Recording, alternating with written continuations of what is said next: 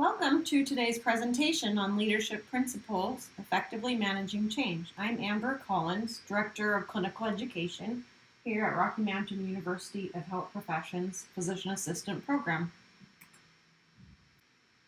In my early 20s, I secretly thought that overweight people just didn't make the right choices about their bodies. And I'll admit I was a little judgy about it.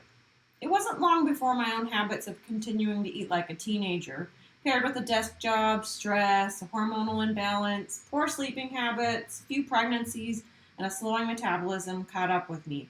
I quickly learned how naive my 20-year-old self had been. Now I'm a chronic member of the Attempting Weight Loss Club, and I'm not alone. Have any of you tried to lose weight recently?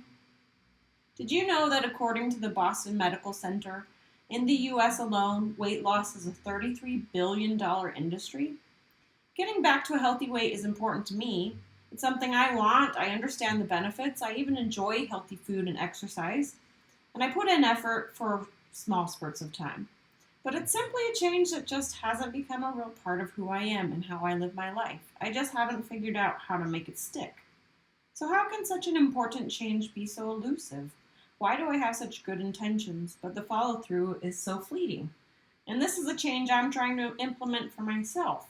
So what can we do when we don't have to just change ourselves, but we have to change others too? I can't even imagine what it would be like to try to get a team of people to lose weight. Because again, I can't even do it for myself. Change is complicated and hard. According to Ray Isaacson, the understanding of change needs does not seem to convert into sufficient change action. Can any of you relate to that? Knowing that you should stop eating 20 cookies each night doesn't mean it's actually easy to do. Fortunately, there are strategies to increase the likelihood of successful change.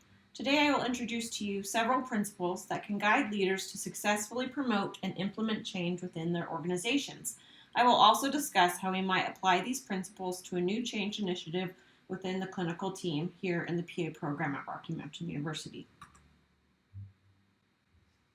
Let's start with introducing today's learning objectives. Today we will provide an introduction to change management and the necessity for change, answer the question of why do so many change initiatives fail, identify the need for change, discuss establishing a sense of urgency, building the right change team, creating a change vision and strategy, communicating change vision and strategy, motivating and empowering faculty and staff during the change process, focusing on small successes and using them for long-term success, and establishing a culture of change within an organization. So why is change necessary? Change is what helps us to move forward. It keeps us relevant. It helps us to be able to keep up with the growing needs of our organization. Change is necessary for survival. So why do you think so many change initiatives fail? A recently published study following pre-diabetic patients over 2 years after hospitalization found that despite the importance of managing prediabetes to prevent diabetes, over 70% of the patients did not incorporate a lifestyle change in regard to physical activity, smoking cessation, weight reduction, eating healthier, and reducing stress levels after hospitalization. And most patients didn't even take their medications. Similarly, in his book, Launching and Leading Change Initiatives in Healthcare, David Shore highlights a study of project management in IT that found that only 26 to 35% of IT projects were successfully completed. Again, how does this happen? Why do so many change initiatives fail, presumably even ones that are so vitally important? John Cotter outlines 8 common mistakes that leaders make in change initiatives. Number 1, allowing too much complacency. 2, failing to create a sufficiently powerful guiding coalition. 3, underestimating the power of vision. 4, undercommunicating the vision by a factor of 10 or even 100 or 1,000. Number 5, permitting obstacles to block the new vision. 6, failing to create short-term wins. 7, declaring victory too soon.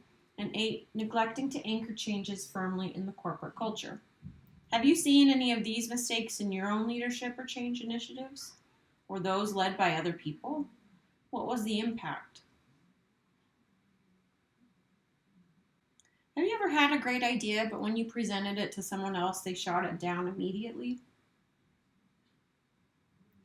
Just last week, I presented a change to a group of students thinking this was the best thing ever.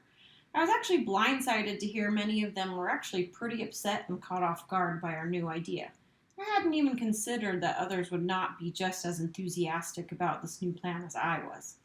It's human nature to have a lot of emotions about change, and resistance is a very common problem encountered by leaders of change. As a leader, it is important to anticipate resistance and to also try to not take it personally. I like the example Cotter gives of Mary, who is resistant to change, and the reminder he offers to us that maybe Mary has a dozen forces holding her behavior in place, close quote. And that's where we as leaders come in, to try to help people like Mary find a reason to change when it doesn't come naturally. In a study about power and resistance to change in medical education, Sundberg et al. Identified a change-resistant culture where even supervisors were often reluctant to implementing change. Competing factors of heavy workloads and time limitations caused the perception of what they termed change fatigue. And they also found a common fear of change and a resistance to change what is already working pretty well. The same study noted that mid-level managers found change difficult because they lacked real power and had no carrots at their disposal to motivate others. These supervisors also lacked a clear mission of the change. This meant that it was difficult for them to have the influence to motivate others to participate in the uncomfortable process of change. These are not uncommon problems that most leaders face. So now that we understand the complications leaders do encounter when trying to implement change, what can be done to ensure success? Fortunately, John Cotter outlines a straightforward 8-step process for initiating change. I like this process because even though change can be complicated, these processes are clear, relatable, and easy to understand.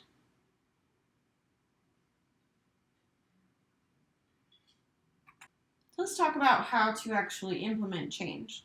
Obviously, identifying the need to change is the first step of the change process.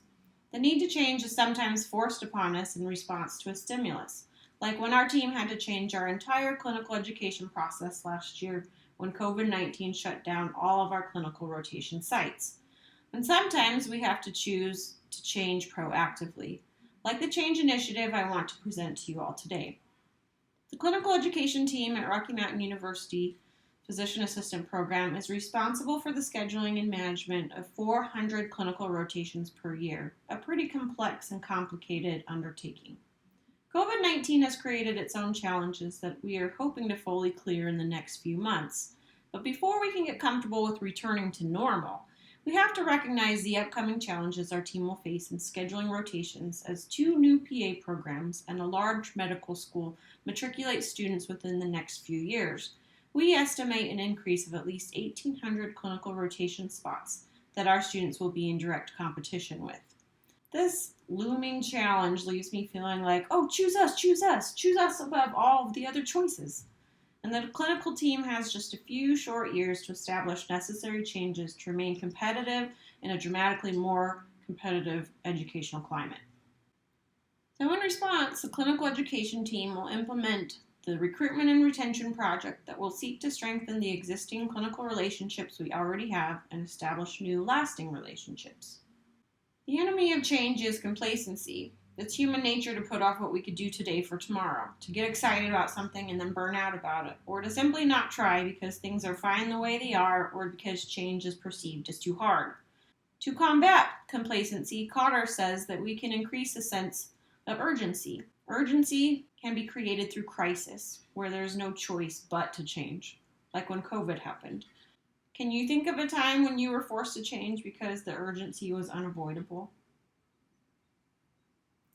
And sometimes leaders can create the sense of urgency by getting others bought into the value of making the change and doing it right now. The sense of urgency for our recruitment and retention project is simple enough. We have 2 to 3 years before competition for clinical rotations become increasingly intense.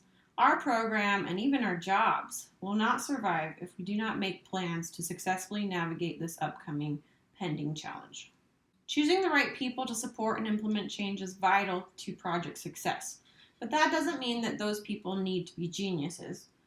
Fujio Cho from Toyota Motor Company once said, quote, At Toyota, we get brilliant results from average people making a brilliant process.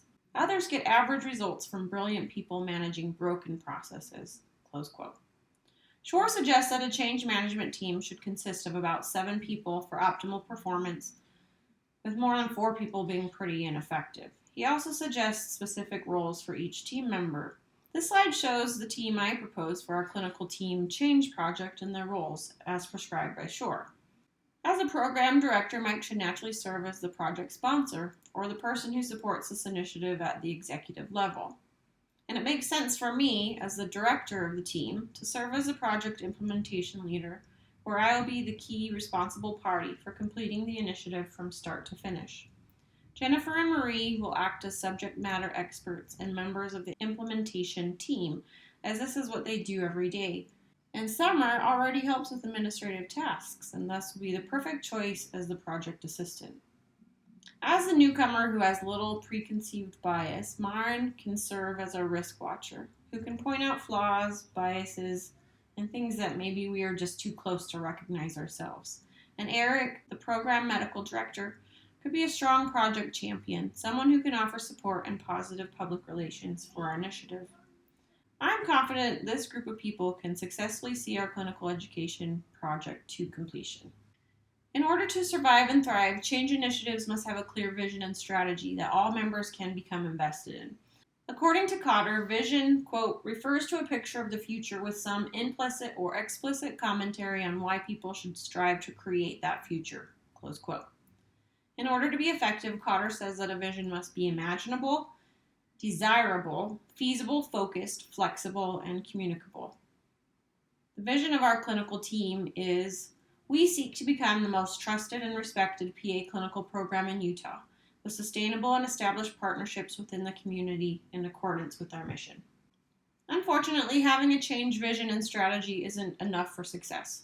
Strong leaders must be able to effectively articulate the vision to others in order to give the vision full power. Cotter gives a few suggestions to help leaders to communicate their vision in the best way possible. First, it's important to keep it simple. Take out all the technical jargon, things that complicate things.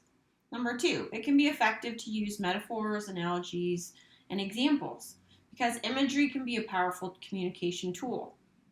Maybe perhaps our team could say that our vision is to become the Disney World of clinical education, because we know Disney World as offering incredible, unmatched customer service.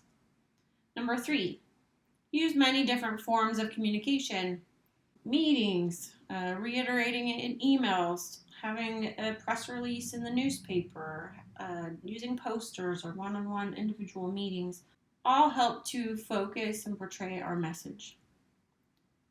Number 4, repeat, repeat, repeat. It's important to keep the change initiative on people's minds so that people don't forget or think that it's no longer a priority or a focus. Number 5, walk the talk and lead by example.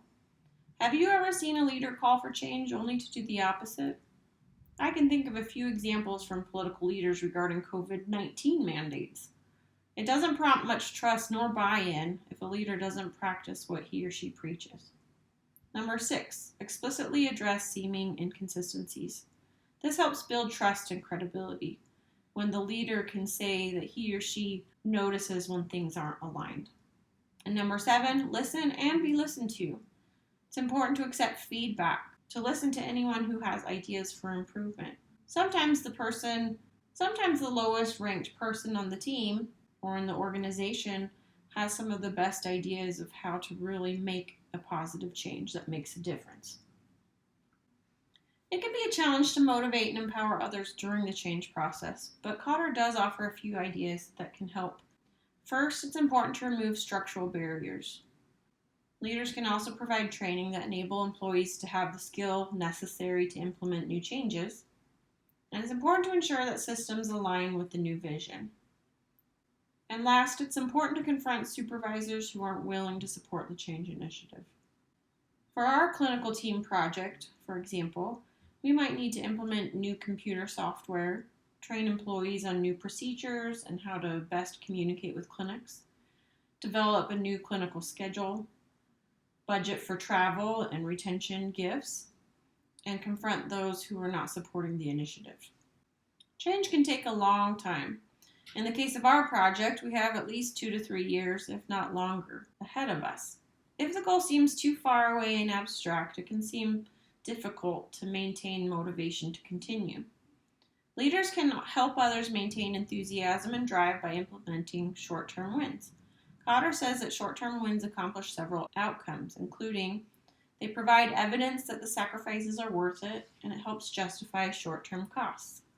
It can reward key players, help fine-tune vision and strategies, undermine those who are cynical or resist the change, keep bosses on board, and help the project continue with momentum.